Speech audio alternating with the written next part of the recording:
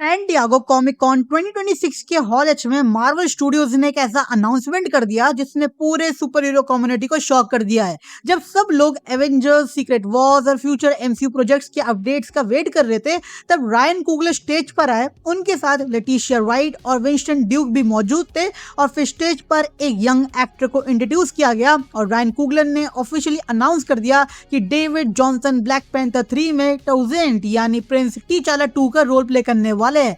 यही character future का नया ब्लैक पैंथर बनने वाला है और साथ ही कुगलर ने कंफर्म किया कि ब्लैक पैंथर 3 एक कमिंग ऑफ एज स्टोरी होगी, जहां हम टीचाला के बेटे को ग्रेजुअली अपनी डेस्टिनी एक्सेप्ट करते हुए देखेंगे। फिल्म 15 दिसंबर 2028 को थिएटर्स में रिलीज होने वाली है और इसे specially large format IMAX film cameras पर शूट किया जाएगा ताकि वकांडा पहले से भी ज्यादा सिनेमैटिक स्केल पर नजर आए। अनाउंसमेंट होते ही सोशल मीडिया पर एक ही नाम ट्रेंड करने लगा, डेविड जॉनसन, और लाखों लोग एक ही सवाल पूछने लगे कि आखिर ये एक्टर है कौन। सच कहूं तो अगर आप सिर्फ मार्वल या ब्लॉकबस्टर मूवीज फॉलो करते हो तो चांसेस है कि आपने डेविड जॉनसन का नाम पहली बार एसडीसीसी के बाद ही सुना होगा, लेकिन हॉलीवुड के अंदर उनकी रेपुटेशन काफी पहले से बन चुकी है। डेविड जॉनसन एक ब्रिटिश एक्टर है जिनको इंडस्ट्री के अंदर उनकी नेचुरल एक्टिंग, इमोशनल परफॉर्मेंसेस और स्ट्रॉन्ग स्क्रीन प्रेजेंस के लिए जाना जाता है। वो उन एक्टर्स में से नहीं है जो सिर्फ एक्शन या लुक्स के दम पर रोल करते लेते हैं। उनकी पहचान हमेशा परफॉर्मेंस रही है। इसी वजह से पिछले कुछ सालों में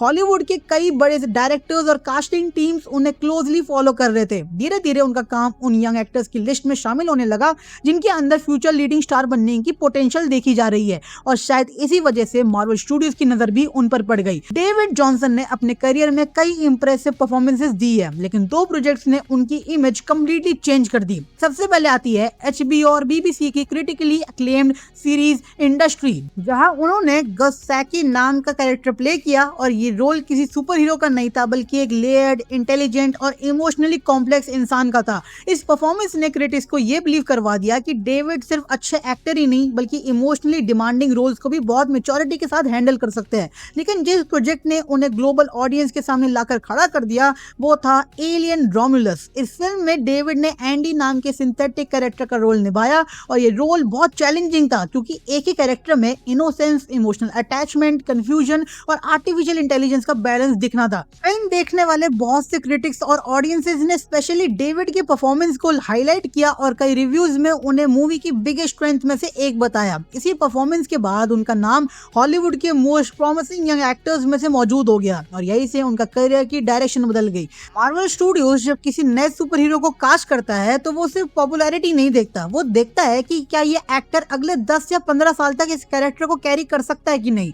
ब्लैक पैंथर जैसे कैरेक्टर के लिए सिर्फ एक्शन काफी नहीं है, उसमें लीडरशिप होनी चाहिए, इमोशनल डेप्थ होनी चाहिए, रॉयल प्रेजेंस होनी चाहिए और सबसे इंपॉर्टेंट ऑडियंस को उस एक्टर पर बिलीव होना चाहिए। और डेविड जॉनसन की अब तक के परफॉर्मेंसेस देखकर एक चीज बार बार सामने आती है कि वो लाउड एक्टिंग नहीं करते, वो एक्सप्रेशन, साइलेंस और इमोशंस से सीन को कैरी करते हैं और ये एग्जैक्टली वही स्टाइल है जिसे रायन कुगलर अपनी फिल्म्स में प्रेफर करते आए हैं। अगर आपने कुगलर की फिल्म मेकिंग ध्यान से देखी हो तो ब्लैक पैंथर, क्रीड और सिनर्स जैसी फिल्म्स में कैरेक्टर्स की इमोशन हमेशा स्पेक्टिकल से ऊपर रखी गई है और इसी वजह से जब नए ब्लैक पैंथर की कास्टिंग का वक्त आया तो मार्वल ने सिर्फ एक फेमस नाम नहीं चुना, उन्होंने एक एक्टर चुना और ये डिफरेंस बहुत ज्यादा बड़ा है। अब सबसे बड़ा सवाल, हॉलीवुड में टैलेंटेड एक्टर्स की कमी कभी नहीं रही। सालों से fans John Boyega, Damson Idris, Kelvin Harrison Junior और कई दूसरे एक्टर्स के नाम ब्लैक पैंथर के लिए सजेस्ट करते आ रहे थे। तो फिर आखिर मार्वल स्टूडियोज ने डेविड जॉनसन को क्यों ही चूज किया? इसका जवाब सिर्फ उनकी एक्टिंग या पॉपुलैरिटी में नहीं छुपा हुआ है, इसका जवाब मार्वल के लॉन्ग टर्म विजन में छुपा हुआ है। ब्लैक पैंथर एमसीयू का सिर्फ एक सुपर हीरो नहीं है, ये एक सिंबल है, ये एक किंग है और ये एक लीडर है और ये एक वकांडा की कल्चर, डिग्निटी और रिस्पॉन्सिबिलिटी को रिप्रेजेंट करता है। और चैडविक बोज़मैन के बाद इस लेगेसी को कंटिन्यू करना शायद मार्वल के लिए सबसे डिफिकल्ट कास्टिंग डिसीजन था। रायन कुगलर को एक ऐसा एक्टर चाहिए था जो सिर्फ सूट पहनकर एक्शन ना करे बल्कि ऑडियंस को इमोशनली कन्विंस कर सके कि ये सच में वकांडा का अगला किंग बन सकता है। इसीलिए अगर आप डेविड जॉनसन की फिल्मोग्राफी देखो तो एक चीज कॉमन नजर आती है, उन्होंने कभी लाउड परफॉर्मेंसेस या ओवर द टॉप एक्टिंग से अपनी पहचान नहीं बनाई। उनकी स्ट्रेंथ हमेशा सटल एक्टिंग रही है और वो कैरेक्टर के इमोशंस को फील करते हैं और ऑडियंस को नेचुरली उस जर्नी का हिस्सा बना देते हैं। रायन कुगलर की फिल्म मेकिंग भी एग्जैक्टली इसी फिलॉसफी को फॉलो करती रही है और उनकी फिल्म्स में एक एक्शन हमेशा इमोशंस के बाद आता है और शायद इसी वजह से कूगलर को डेविड जॉनसन में सिर्फ एक एक्टर नहीं बल्कि फ्यूचर ब्लैक पैंथर नजर आया। आज के टाइम में सोशल मीडिया ने एक्टिंग का मतलब ही बदल दिया है। लोग समझते हैं कि जो एक्टर सबसे ज्यादा चिल्लाए या इमोशनल सीन में सबसे ज्यादा रोए वही बेस्ट एक्टर होता है, लेकिन सिनेमा की असली एक्टिंग उससे बहुत अलग होती है। असली एक्टिंग तब होती है जब एक्टर बिना एक भी डायलॉग बोले ऑडियंस को अपनी फीलिंग समझा दे और डेविड जॉनसन की सबसे बड़ी क्वालिटी भी यही है। अगर आप उनके परफॉर्मेंसेस को ध्यान से देखो तो आप नोटिस करोगे कि वो कभी अननेसेसरी एक्सप्रेशंस नहीं देते। हर रिएक्शन कंट्रोल्ड होता है, हर पॉज का एक मतलब होता है और हर नजर कैरेक्टर की मेंटल स्टेट को एक्सप्लेन करती है। इसी वजह से क्रिटिक्स बार बार उनकी नेचुरल स्क्रीन प्रेजेंस की तारीफ करते आए हैं। इंडस्ट्री में उनका कैरेक्टर गस सैकी बाहर से कॉन्फिडेंट लगता है लेकिन अंदर से प्रेशर और इमोशनल कॉन्फ्लिक्ट से लड़ रहा होता है और डेविड ने इस इंटरनल स्ट्रगल को इतनी नेचुरली परफॉर्म किया कि ऑडियंस उस कैरेक्टर को सिर्फ देख नहीं रही थी बल्कि उसके साथ फील कर रही थी। इसी तरह एलियन रोमुलस में एंडी का रोल और भी चैलेंजिंग था, एक सिंथेटिक कैरेक्टर जिसके अंदर मशीन की प्रोग्रामिंग भी है और इमोशन भी, और ऐसा रोल परफॉर्म करना किसी भी एक्टर के लिए आसान नहीं होता। लेकिन डेविड ने इनोसेंस, कंफ्यूजन और इमोशनल अटैचमेंट का बैलेंस इतनी मैच्योरिटी के साथ दिखाया कि क्रिटिक्स ने उनकी परफॉर्मेंस को फिल्म की सबसे बड़ी हाईलाइट बताया। और अगर आप ब्लैक पैंथर के कैरेक्टर को याद करो तो टीचाला भी कभी अननेसेसरी लाउड हीरो नहीं था। चैडविक बोसमैन ने भी अपनी परफॉर्मेंस को साइलेंस, डिग्निटी और कंट्रोल्ड इमोशंस के थ्रू आइकॉनिक बनाया था और इसी वजह से डेविड जॉनसन की acting style naturally black panther की लेगेसी के साथ फिट बैठती है। एसडीसीसी अनाउंसमेंट के बाद इंटरनेट पर सबसे ज्यादा इसी बात को लेकर डिबेट शुरू हो गई कि बहुत लोगों ने बिना पूरी इंफॉर्मेशन के ये कहना शुरू कर दिया कि मार्वल ने चैडविक बोसमैन को रिप्लेस कर दिया है। लेकिन अगर हम ऑफिशियली देखें तो सच इससे बिल्कुल अलग है। मार्वल ने कभी भी चैडविक बोसमैन के टीचाला को रिकास्ट नहीं किया। ब्लैक पैंथर वकांडा फॉरएवर के एंड में हमें रिवील हुआ था कि नाकिया और टीचाला का एक बेटा है जिसका हेटियन नाम टोजेंट है, लेकिन उसका असली वकांडन नाम भी टीचाला ही है। यानी डेविड जॉनसन ओरिजिनल टीचाला का यंगर वर्जन या रिप्लेसमेंट नहीं बन रहा, वो उनके बेटे टीचाला 2 का रोल प्ले करने वाला है। और ये डिसीजन इमोशनली भी बहुत इंपॉर्टेंट है क्योंकि चैडविक बोसमैन का कैरेक्टर एमसीयू हिस्ट्री का परमानेंट पार्ट रहेगा, लेकिन मार्वल उनकी लेगेसी को इरेज नहीं कर रहा बल्कि उस लेगेसी को उनके बेटे के थ्रू आगे बढ़ा रहा है। और रैन कुगलर ने भी हॉल एच में कंफर्म किया कि ब्लैक पैंथर 3 एक कमिंग ऑफ एज स्टोरी होगी जब फोकस एक नए टीचाला की अपनी आइडेंटिटी ढूंढने की जर्नी पर होगा, ना कि पुराने टीचाला की जगह लेने पर। इसी वजह से ये कास्टिंग रिप्लेसमेंट से ज्यादा लेगेसी कंटिन्यूशन फील होती है। और अगर आप रायन कुगलर के करियर को ध्यान से देखोगे तो एक इंटरेस्टिंग पैटर्न सामने आता है। वो कभी भी सिर्फ बड़े नामों के पीछे नहीं भागते, वो एक्टर्स के अंदर पोटेंशियल देखते हैं। जब क्रीड बनी थी तब माइकल बी जॉर्डन आज जितने बड़े सुपरस्टार नहीं थे। डेनियल कालुआ भी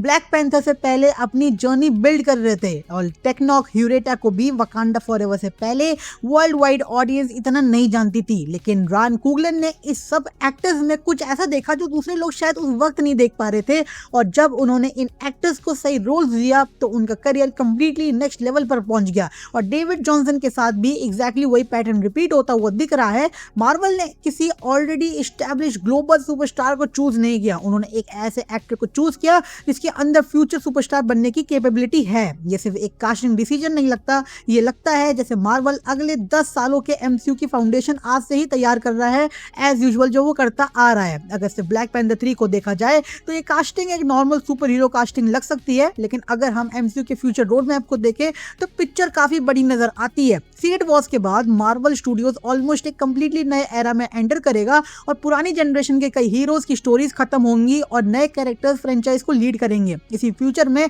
प्रिंस टीचाला 2 से वकांडा का किंग नहीं बन सकता बल्कि एवेंजर्स की नेक्स्ट जनरेशन का भी एक सेंट्रल लीडर बन सकता है। स्पाइडरमैन, फैंटास्टिक फोर, एक्समैन और नए ब्लैक पैंथर जैसे कैरेक्टर्स मिलकर एमसीयू का अगला चैप्टर डिफाइन कर सकते हैं।